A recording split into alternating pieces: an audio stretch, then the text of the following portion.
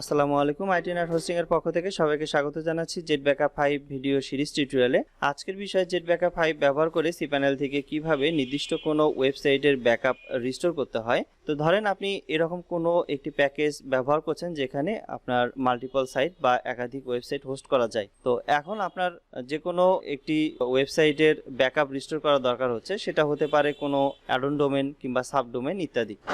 তো সেক্ষেত্রে আপনি কিন্তু আজকের এই ভিডিওর প্রসেস অনুযায়ী আপনার সেই নির্দিষ্ট কোনো ওয়েবসাইট বা সাবডোমেনের যে ওয়েবসাইট রয়েছে সেটা কিন্তু আপনি সেই সাইটের কিন্তু ব্যাকআপ কিন্তু রিস্টোর করতে পারবেন। তো এর জন্য প্রথমে আপনাকে cpanel-এ লগইন করে নিতে হবে এবং cpanel-এর যে ফাইল সেকশন রয়েছে এইখান থেকে JetBackup আইকনে ক্লিক করতে হবে।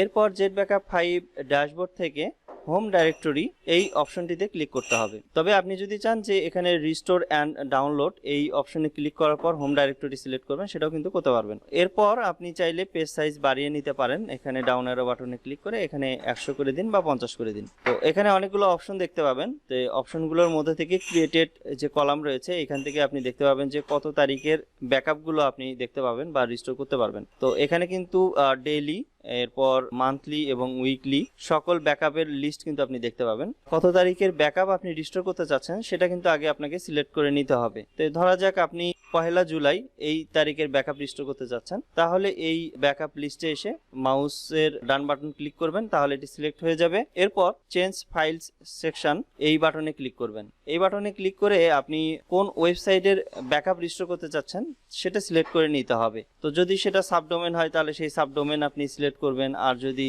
সেটা অ্যাডন ডোমেন হয় তাহলে সেই অ্যাডন ডোমেন সিলেক্ট করবেন।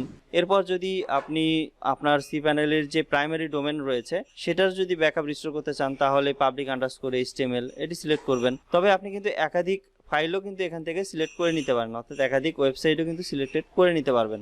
এছাড়াও আপনি যদি চান কোনো নির্দিষ্ট কোনো ফাইল যেটা মিসিং হয়েছে বা কোনো কারণে আপনি ডিলিট করে ফেলেছেন সেটাও কিন্তু আপনি এখান থেকে সিলেক্ট করতে পারবেন। এছাড়াও যদি আপনি এই public_html এই ফোল্ডারের ভিতর কি কি ফাইল রয়েছে সেটা যদি দেখতে চান সেটাও কিন্তু দেখতে পাবেন। এবং এখান থেকে যদি আমি ক্যান্সেল করে দিই, এরপর আবার যদি চেঞ্জ ফাইল এই অপশনটি সিলেক্ট করি এবং আপনি কিন্তু এখান থেকে ডাইরেক্টরির ভিতর কি কি আছে সেটাও কিন্তু চেক করতে পারবেন। যেমন public_html এই ফাইলটি যদি আমি সিলেক্ট করি তাহলে আমি এই সব ফাইলগুলো কিন্তু দেখতে পাবো। এবং এখানে যদি আমি কোনো নির্দিষ্ট ফাইল যদি রিস্টোর করতে চাই সেটাও কিন্তু সিলেক্ট করে নিতে পারবো। এবং একইভাবে আপনি মাল্টিপল ফাইল কিন্তু বা ফোল্ডার কিন্তু সিলেক্ট করে নিতে পারবেন। বা সবগুলো যদি সিলেক্ট করতে চান তাহলে এখানে চেক অল যে অপশন রয়েছে সেটাও কিন্তু আপনি চেক করে দিয়ে সিলেক্টেড করে নিতে পারেন। তো যাই হোক, আমি এখান থেকে আপাতত আমার যে সাবডোমেন রয়েছে সেই সাবডোমেনের ব্যাকআপটা আমি রিস্টোর করতে চাচ্ছি। তো সেজন্য এই সাবডোমেনটি আমি এখান থেকে সিলেক্ট করে নিচ্ছি। নেওয়ার পর এখানে সিলেক্ট ফাইলস এই বাটনে ক্লিক করছি। তো এই ফাইলটি সিলেক্ট হয়ে যাবে, অর্থাৎ আমি যেহেতু এই সাবডোমেন বা এই ওয়েবসাইটটি রিস্টোর করতে চাচ্ছি একটা ফাইল সিলেক্ট করছি, এই জন্য এখানে 1 ফাইলস এখানে কিন্তু দেখাচ্ছে। আর যদি আপনি মাল্টিপল কোনো সাইট যদি সিলেক্ট করে থাকেন তাহলে সংখ্যাটা কিন্তু আপনি এখানে দেখতে পাবেন। তো সিলেক্ট করা হয়ে গেলে এখান থেকে রিস্টোর করার জন্য এখানে স্ক্রল করে এসে রিস্টোর বাটনে ক্লিক করবেন। এরপর পপ আপ উইন্ডো দেখতে পাবেন, এখানে যে ফাইলটি বা হোম ডাইরেক্টরি ফাইল সিলেক্ট করেছেন সেটা দেখতে পাবেন। এবং আপনি যদি বর্তমানে যে লাইভ ডাটাগুলো আছে